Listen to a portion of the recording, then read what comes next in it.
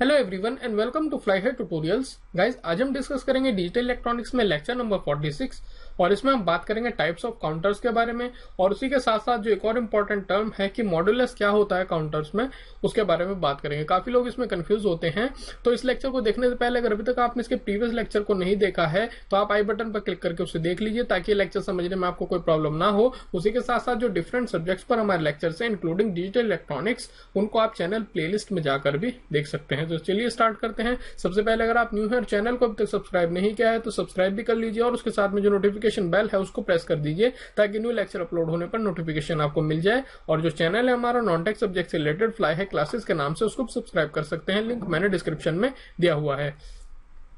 तो गाइस, जैसे कि आपको पता है लास्ट लेक्चर में हमने बेसिक इंट्रोडक्शन लिया था काउंटर्स के बारे में, तो आई होप वो आपको समझ में आ गया होगा। तो उसके आधार पर आपका जो काउंटर्स होते हैं उसके हम टाइप्स की डिस्कस करेंगे कि कितने टाइप के आपके काउंटर्स होते हैं। तो काउंटर के जो बेसिक टाइप हैं वो दो टाइप के होते हैं। एक है आपका असिंक्रोनस या फिर इसे हम रिपल काउंटर भी कहते हैं, ठीक है। उसी के साथ साथ जो दूसरा होता है वो होता है हमारा सिंक्रोनस काउंटर्स, ठीक है। तो ये दो बेसिक टाइप हैं, आपको इनको ध्यान में रखना है। अब दोनों में बेसिक डिफरेंस क्या है? तो जो असिंक्रोनस या फिर रिपल काउंटर होता है उसमें क्या होता है कि सपोज कीजिए आपकी दो फ्लिप फ्लॉप हैं, ये हमने दो फ्लिप फ्लॉप डिजाइन कर रखे हैं यहाँ पर। ये है आपका इनपुट्स है, सिंपल है, और ये आपका आउटपुट है, ठीक है। और ये मैंने इसमें क्लॉक लगाई हुई है नेगेटिव एज ट्रिगर्ड, जैसे कि हमने लास्ट टाइम डिस्कस की थी। तो जो फर्स्ट फ्लिप फ्लॉप है, अगर मैं इसको ए कह देता हूं तो ये FF A हो गया और उसी के साथ साथ ये FF B हो गया, यानी कि फ्लिप फ्लॉप ए है, ये फ्लिप फ्लॉप बी है। ये है आपकी क्लॉक। तो असिंक्रोनस या फिर रिपल काउंटर में क्या होगा कि जो फर्स्ट फ्लिप फ्लॉप यानी कि ए फ्लिप फ्लॉप की आउटपुट है, लेट्स से ये QA है, तो ये आपकी क्लॉक की तरीके से काम करेगी सेकंड फ्लिप फ्लॉप के लिए, ठीक है।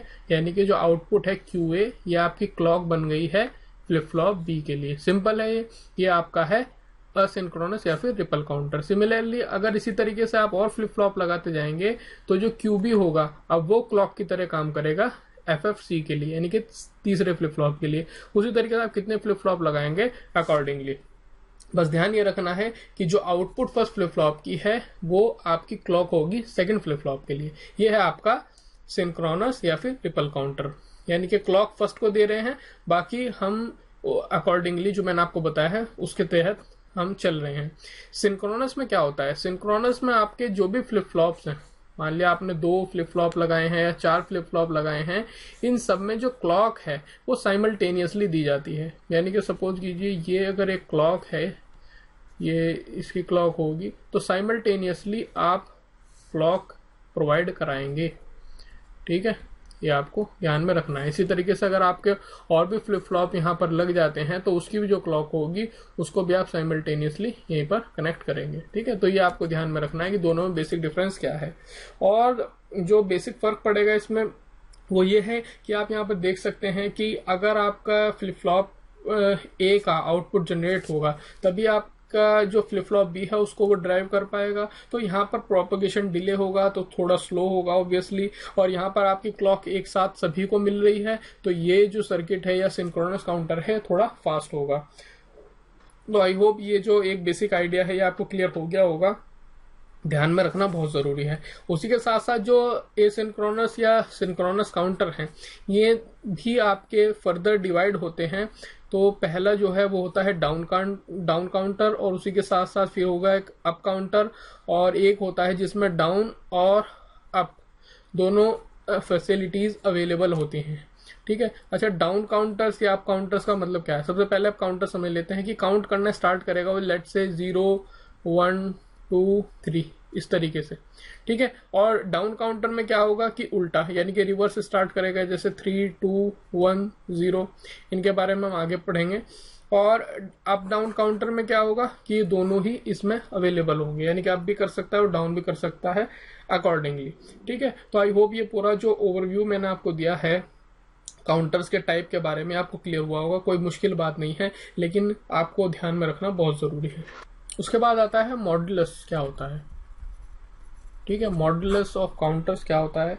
तो सिंपली इसमें आप एक बात ध्यान रख लें, काफी लोग इसमें कंफ्यूज होते हैं कि मॉड्यूलस ऑफ काउंटर बहुत ही आसान है। तो सिंपल सी बात है कि टोटल नंबर ऑफ काउंट या स्टेबल स्टेट, कोई काउंटर कितने टोटल नंबर ऑफ काउंट्स या स्टेबल स्टेट इंडिकेट कर सकता है, उसे हम कहते हैं मॉड्यूलस। ठीक है, मैंने आपसे क्या कहा है कि टोटल नंबर ऑफ काउंट्स, कितने तक काउंट कर सकता है, या सिंपली कितने उसमें स्टेबल स्टेट्स है, वो इंडिकेट करता है आपका अगर कोई काउंटर, तो उसे हम कहते हैं मॉड्यूलस।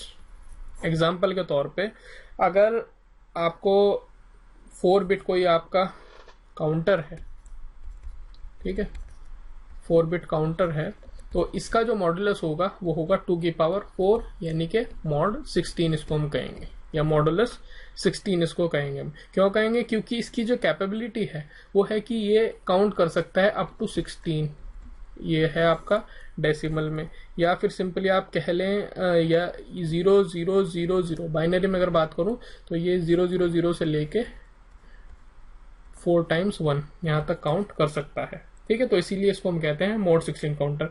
इसी तरीके से जो आपका अगर 3 बिट के लिए आप कंस्ट्रक्ट करें तो उसको हम कहेंगे मोड 8।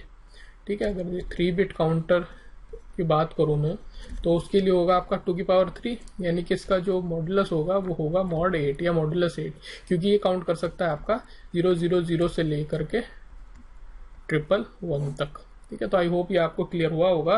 तो सिंपल सी बात है, जो टर्म मॉडुलस है वो यूज की जाती है कि काउंटर की काउंट कैपेबिलिटी कितनी है। तो आई होप ये आपको क्लियर हो गया होगा। इसी के साथ साथ आप रिपल काउंटर कई टाइप से कंस्ट्रक्ट कर सकते हैं, जैसे कि आपको पता है कि 2 की पावर 1, 2 की पावर 2, 2 की पावर 3 एंड 2 की पावर 4। ठीक है, तो इस तरीके से आप रिपल काउंटर को बना सकते हैं जो कि आपका काउंट कर सकता है 2 तक, 4 तक, ये 8 तक या फिर 16 तक। ठीक है, और यहाँ पर अकॉर्डिंगली आपको नंबर ऑफ फ्लिप फ्लॉप्स चाहिए। ठीक है, और नंबर ऑफ फ्लिप फ्लॉप्स कैसे मिलते हैं आपको, जैसे सपोज कीजिए अगर आप 2 की पावर n तक काउंट कराना चाहते हैं तो n क्या है, यहाँ पर आपका नंबर ऑफ फ्लिप फ्लॉप्स है। तो आई होप ये आपको क्लियर हो गया होगा। अब सिंपली ये तो मैंने आपको बताया कि कितनी इसकी काउंट कैपेबिलिटी है। जैसे अगर 4 बिट काउंटर है तो ये काउंट कर सकता है अप टू आपका 00 से लेके 4 टाइम्स 1 तक। उसी तरीके से जो मॉडुलस है या मॉड है काउंटर का, वो सिंपली आपके स्टेट्स को भी रिप्रेजेंट करता है। यानी कि अगर मॉड 16 या मॉडुलस 16 काउंटर है तो इसका मतलब ये भी है कि इसके जो है स्टेट जो है वो 16 है। ठीक है, ये भी आपको ध्यान में रखना है कि इसके 16 स्टेबल स्टेट हैं। इसी तरीके से मॉड 8 जो है इसके 8 स्टेबल स्टेट्स हैं, तो उनको भी आपको ध्यान रखना है। दोनों ही टर्म में आपको ये चीज क्लियर हो गई होगी। कई बार ऐसा होता है कि कोई आपको डिजिटल सिस्टम ऐसा बनाना होता है कि वो प्रॉपरली जैसे आपका मॉड 16 मॉड 8 नहीं होता है, बल्कि आपका जैसे mod 3 mod 5 mod 7 mod 9 mod 12 इस तरीके से होता है। तो उस केस में क्या करेंगे, तो सपोज कीजिए अगर आपको मॉड 12 काउंटर बनाना है, ठीक है, अगर आपको मॉड 12 काउंटर बनाना है तो इसके लिए आपको चाहिए 2 की पावर 4। ठीक है, यानी कि 16, तो फ्लिप फ्लॉप कितने चाहिए आपको, यहाँ पे 4 फ्लिप फ्लॉप चाहिए। अब इसको आप किस तरह पता लगा आपको, जैसे मोड 12 का मतलब क्या है कि आपको 12 तक काउंट कराना है।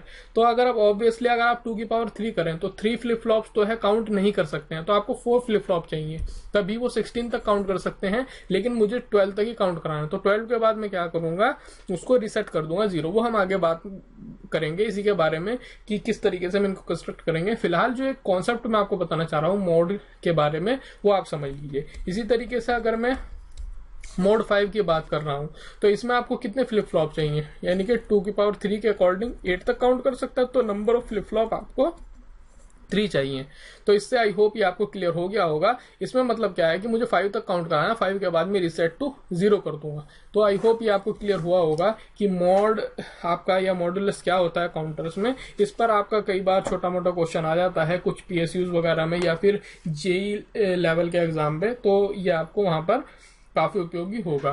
तो आई होप ये आपको सभी जो मैंने ओवरव्यू दिया है इस पूरे लेक्चर में वो आपको क्लियर हो गया होगा कि टाइप्स ऑफ काउंटर्स क्या है, मॉड्यूलस क्या होता है। तो अगर आपको ये लेक्चर पसंद आया है तो लाइक कीजिए, लाइक करने से आपके हमारा मोटिवेशन लेवल बढ़ता है। शेयर कीजिए अपने फ्रेंड्स के साथ में, फेसबुक पेज को लाइक कीजिए और ट्विटर पर फॉलो कीजिए, लिंक मैंने डिस्क्रिप्शन में दिए हुए हैं। सब्सक्राइब नहीं किया है तो सब्सक्राइब जरूर कर लीजिए और इन वीडियोज को भी चेकआउट कर लीजिए। देखने के लिए आप सभी का बहुत बहुत धन्यवाद। आप सभी का समय शुभ रहे। Thank you very much.